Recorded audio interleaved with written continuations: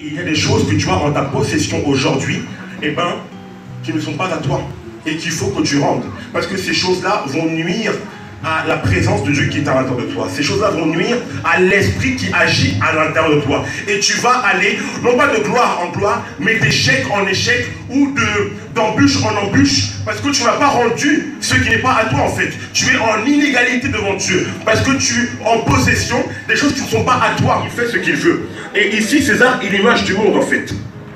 César est l'image du monde, pourquoi? Parce que le monde est comme ça. Le monde te dirige toi aussi. Le monde te guide. Le monde a créé tout un tas de codes aujourd'hui afin de te mettre dans certaines cases. Que tu appartiennes à ça, que tu appartiennes à ça, que tu appartiennes à ça. Amen. Amen. Et justement, César est l'image du monde. Et il veut te diriger, il veut te guider. Et justement, là, par ce message-là, par cette parole-là, Jésus est venu faire une séparation. Dis à ton voisin séparation. Cet acte-là n'a fait que les rendre conscients qu'en effet, ils ne sont plus dans la présence de Dieu.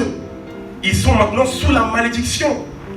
Tu comprends? Ils ont découvert qu'ils étaient nus. Pourquoi? Parce que maintenant, ils étaient plus sous la présence de Dieu. Elle était partie. Ils ont vu qu'ils étaient nus en fait. Ils ont dit, mais c'est pas possible, je suis nu. Ils ont paniqué. Pourquoi? Parce que le serpent leur a fait croire quelque chose. Il a fait croire qu'il leur apportait quelque chose en plus. Or qu'en fait, il leur enlevait quelque chose, tu comprends? Et la présence de Dieu est une bénédiction, mais il est venu l'enlever, en fait. Il est venu enlever cette bénédiction. Et du coup, ils ont vu qu'ils étaient nus. Et là, ils ont compris. C'est pareil pour toi. Là où tu es, c'est pareil. Tu penses que le monde a plus à t'offrir, a plus grand à t'offrir, plus beau à t'offrir. Donc tu vas chercher. Tu vas chercher,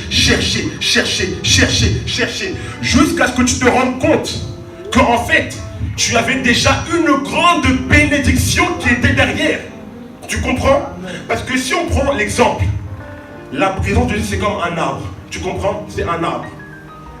Et maintenant, les fruits qui vont sortir, les fruits, ça va être les bénédictions futiles. Les voitures, les maisons, l'argent, le matériel, etc. Toutes ces choses-là. Le problème, c'est que nous, on veut avoir les fruits, mais sans planter l'arbre.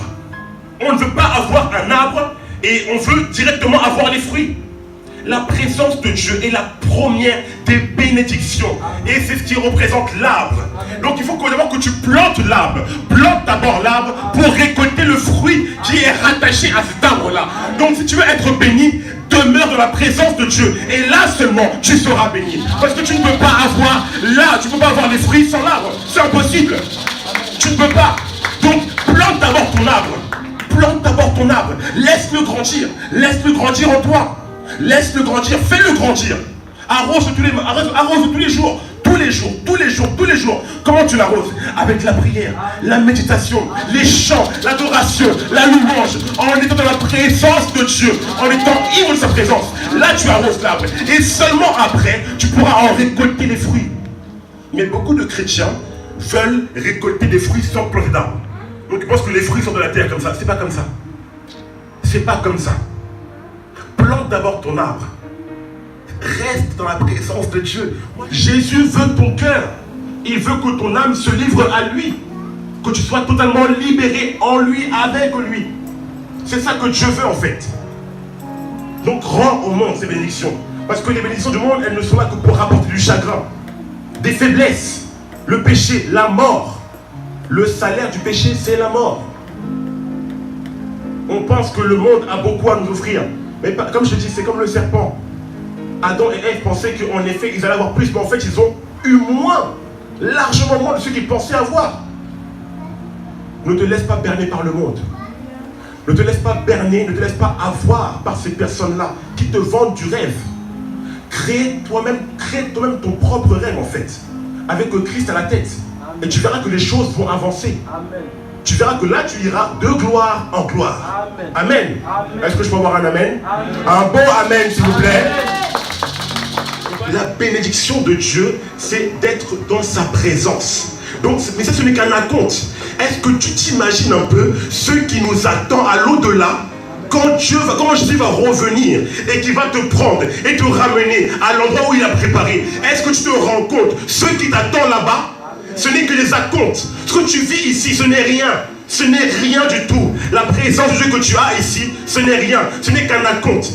Encaisse-le. Tu comprends? Parce que trop souvent, on a laissé la compte dans le tiroir. En fait, on ne veut pas l'encaisser. On a peur que ça ne passe pas, que là, il y a un problème. Mais Dieu nous a dit que son esprit est un acompte des biens à venir. Va l'encaisser tout de suite. Va l'encaisser. Parce qu'après, ce sera trop tard. Ce sera trop tard après. Va l'encaisser. Donc, on a vu qu'il y avait rend au monde sa religion. Donc, sois pas religieux. Rends-lui ses bénédictions. Et le troisième point, ça va être rends-lui sa sagesse. Rends-lui sa sagesse. 2. Alors, Romains 12:2 me dit, ne prenez pas comme modèle le monde actuel, mais soyez transformés par le renouvellement de votre intelligence pour pouvoir discerner la volonté de Dieu, de ce qui est bon, et de ce qui lui plaît, et de ce qui est parfait. Rends au monde sa sagesse. Comprends. Dieu a changé la sagesse du monde en une folie. Tu vois que leur sagesse a été ébranlée. Leur sagesse a été dérangée. Par qui? Par Dieu. Pas par le diable, mais par Dieu. Volontairement. Pourquoi? Parce que Dieu a dit que la folie du message que je vais annoncer va être une sagesse pour ceux qui vont croire en ce message-là. Donc la sagesse de Dieu est une folie pour les hommes. Donc rends au monde cette folie en fait. Tu comprends? Tu veux lui rendre au monde, à ce monde mauvais, méchant là, ses passions, ses désirs, ses envies. Parce que tu sais, si on imagine un peu la chose, on va dire que nous sommes une clé USB. C'est bête, hein, mais voilà, il faut imaginer un peu la chose pour comprendre. Nous sommes une clé USB où on fait 2 gigas. C'est pas beaucoup, d'accord? On met pas grand chose dans 2 gigas. Mais en fait, tu as laissé à Dieu 50 MO. Je veux dire rien du tout en fait. La taille d'une photo. Tu as laissé à Dieu cette place-là. Et tu as laissé tout le reste pour tes plaisirs, tes envies, tes pensées mauvaises, infâmes, perverses. Donc tout le reste est au monde, est pour lui, est voué pour lui en fait. Et tu as laissé à Dieu un petit espace qu'il ne peut pas utiliser à sa guise. Il faut que tu laisses la place à Dieu pour qu'il mette en place tout son équipement pour pouvoir agir dans ta vie. Amen. Dieu a besoin de plus que 50 MO, que 2 gigas. Dieu veut toute la place. Amen. Il veut toute la place de ta vie, ok?